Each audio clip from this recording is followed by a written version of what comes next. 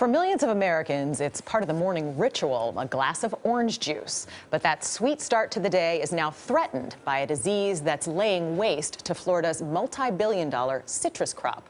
Manuel Bojorquez has the story. Sweet, juicy Florida oranges have been a staple of Bob Roth's fruit stand since he opened in 1964. Over 40 years, we've kind of prided ourselves with having Florida oranges. Now, a disease called citrus greening is killing groves across the state, making it harder for Roth to stock Florida's best-known fruit. My concern is that we won't have Florida oranges in a few years.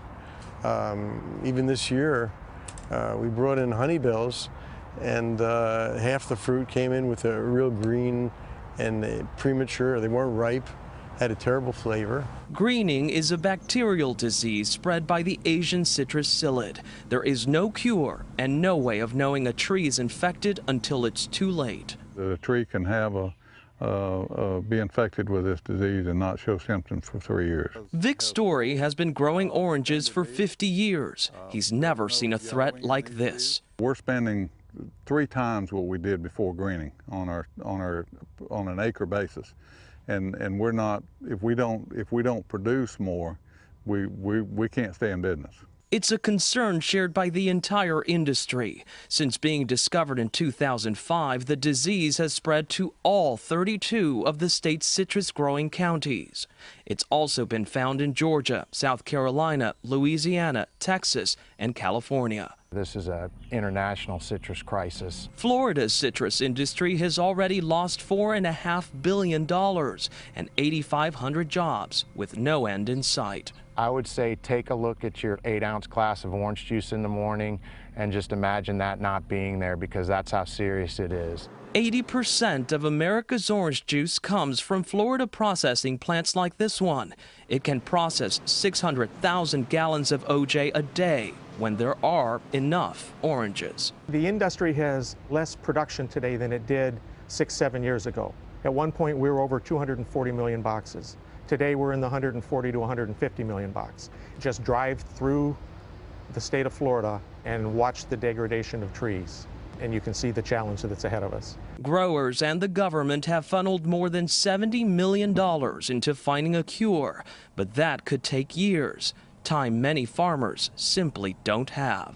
For CBS This Morning Saturday, Manuel Bojorquez, Lake Wales, Florida. Most people don't realize, though, that the 200 gallons of wastewater a typical family of 4 generates every day can also be recycled. Once wastewater leaves a home, it's processed at treatment facilities where liquids are separated from solids, purified, and then safely returned to waterways. The solids are also processed to eliminate any disease-causing bacteria, viruses, and parasites. What remains is a nutrient-rich natural fertilizer known as biosolids. For years, these biosolids were inefficiently landfilled, ocean dumped, or incinerated. But today, with restrictions tightening and costs for landfilling and ocean dumping rising, communities are realizing the benefits of biosolids recycling.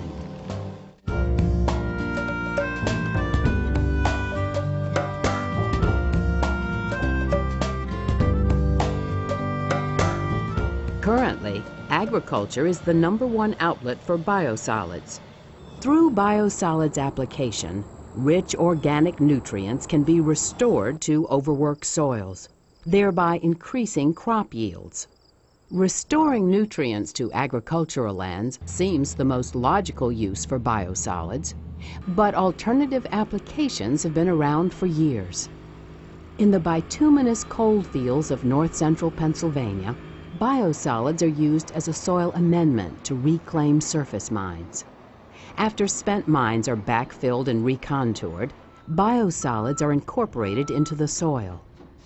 The soil is then reseeded as the final step of the reclamation process. The field behind me is part of a mine site known as the Mountaintop Mine, and the biosolids application started almost 5 years ago. This spring will be 5 years. Biosolids compared to commercial fertilizer application have very similar germination times and initial establishment. The biosolids become much more impressive after the first year, when everything seems to come together and you get a bloom of growth. Biosolids, by their organic nature, are slow release, so it's sustained for significant periods of time. These tailor-made biosolids not only jumpstart plant growth by increasing fertility, but they also have the ability to fix or bind heavy metals, thereby reducing their phyto and bioavailability. Simply put, the contaminants are still present in the soil, but can't be absorbed by plants or animals.